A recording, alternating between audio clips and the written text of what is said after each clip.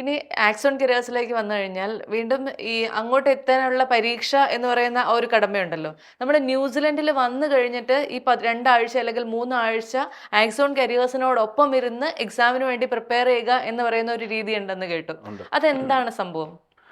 അതൊരു ഓസ്കി എക്സാമിന്റെ ട്രെയിനിങ് ആണ് നമ്മൾ ഈ ന്യൂസിലൻഡിൽ കൊടുക്കുന്നത്. വന്നിട്ട് ആ. ചെയ്യുന്നത്. ആ. ഇപ്പോൾ ഒരാൾ ഇപ്പം സപ്പോസ് ഇന്ത്യയിൽ നിന്ന് ഒരാൾ വരുന്നു ഒരു എക്സാമിനായിട്ട്. ആക്സോൺ കരിയേഴ്സ് ട്രെയിനിങ് എൻറോൾ ചെയ്താണ് വരുന്നത്.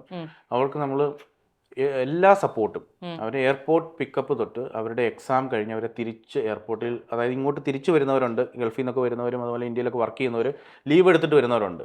അല്ല, കുറച്ച് ആൾക്കാരൊക്കെ അവിടെ വെയിറ്റ് ചെയ്ത് ജോബ് സെർച്ച് ചെയ്യുന്നവരുണ്ട്. ഇപ്പോൾ തിരിച്ചു പോകുന്ന ഒരാളാണെങ്കിൽ അവരെ എയർപോർട്ട് നമ്മൾ പിക്ക് ചെയ്യുന്ന അവരുടെ അവിടെ തൊട്ടുള്ള സ്റ്റേ, അക്കോമഡേഷൻ, ട്രാൻസ്പോർട്ടേഷൻ, ഫുഡ്, എല്ലാ കാര്യങ്ങളും നമ്മൾ അറേഞ്ച് ചെയ്യും.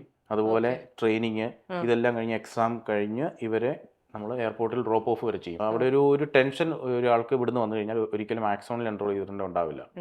ഇങ്ങനെ ചെയ്യുന്ന മറ്റേതെങ്കിലും ഏജൻസികൾ ഉണ്ടോ? ഇത്രയും കാര്യങ്ങൾ ചെയ്യുന്ന മറ്റ് ഏജൻസികൾ ഉണ്ടോ എന്ന് ചോദിച്ചു കഴിഞ്ഞാൽ എനിക്കറിയില്ല. പക്ഷേ ആക്സോൺ എന്താണെങ്കിലും ആക്സോണിൽ വന്നിട്ട് ഒരാൾ ഒരു കംപ്ലൈൻറ്റ് പറഞ്ഞിട്ട് ഒരിക്കലും പോവില്ല. നിങ്ങളുടെ സർവീസ് മോശമാണ്, നിങ്ങളുടെ ട്രെയിനിങ് മോശമാണ്, ഒരിക്കലും അങ്ങനെ ഇന്ന് വരെ നമ്മൾ ഈ ഓസ്കി സ്റ്റാർട്ട് ചെയ്ത അന്ന് മുതൽ നമുക്ക് ഓസ്കി ട്രെയിനിങ് ഉണ്ട്, ഇന്ന് വരെ അങ്ങനെ ഒരു സംഭവം വന്നിട്ടില്ല.